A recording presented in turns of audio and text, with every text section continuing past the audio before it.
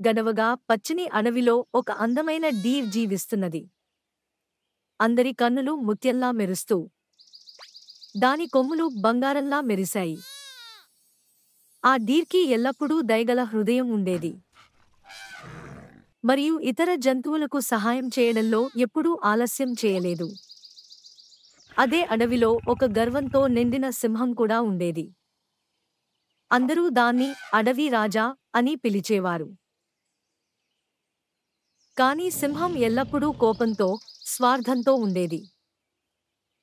ఒకరోజు అడవిలో తీవ్రమైన ఎండకాటుదు ఏర్పడింది. అన్ని సరస్సులు ఎండిపోయాయి. జంతువులు వెతికే నీటిని వెతికి తిరిగారు. ఆ సమయంలో జింక తన పదునైన తెలివితేటలను ఉపయోగించింది.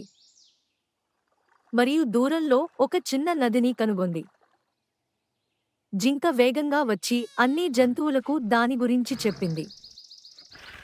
కానీ సింహం గట్టిగా చెప్పింది, నేను అడవి రాజా, కాబట్టి నేను ముందుగా తాగుతాను.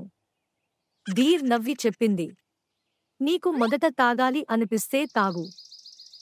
కాని ఆ తరువాత అన్ని జంతువులకు కూడా తాగడానికి అవకాశం ఇవ్వాలి. సింహం హృదయం మృదువుగా మారి అన్ని జంతువులు తాగడానికి అనుమతించబడినాయి. డీర్ నవ్వింది.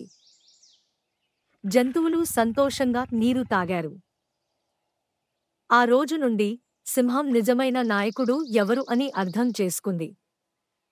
శక్తి మాత్రమే సరిపోదు. దయగల హృదయం ఉన్న వ్యక్తే నిజమైన నాయకుడు. అడవిలో మళ్లీ శాంతి మరియు ఆనందం వ్యాపించాయి.